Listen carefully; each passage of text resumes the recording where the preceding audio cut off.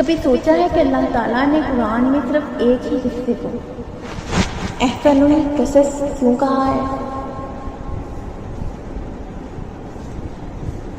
سورۃ یوسف آیت نمبر 3، ہم تم پر بہترین قصہ بیان کرتے ہیں۔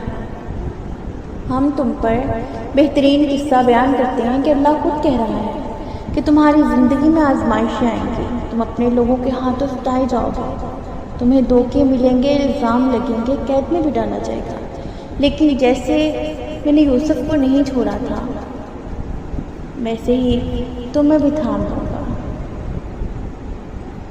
اللہ خود کہہ رہا ہے۔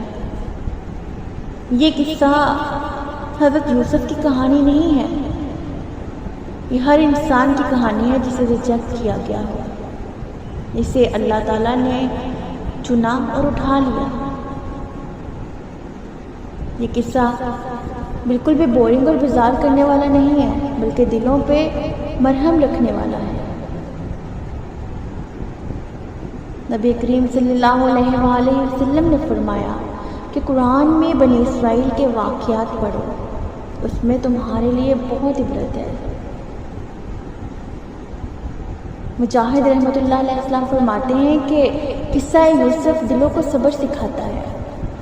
اب اگر تمہاری زندگی میں آزمائشیں ہیں تو یاد رکھو، اللہ نے قرآن میں صرف ایک قصے کو احسن القصص نہیں کہا، یہ قصہ بروکن سولز کے لیے ہے۔ تم سیکھو گے کہ جو اللہ سے ڈرتا ہے، صبر کرتا ہے اور احسان کے درجے پر کام کرتا ہے، اللہ سے امید نہیں چھوڑتا، تو پھر اللہ اسے کافی ہو جاتا ہے، پھر اسے کوئی چیز تخت پر پہنچنے سے نہیں روک سکتی، کیونکہ اللہ احسان کرنے والوں کا اجر ضائع نہیں کرتا۔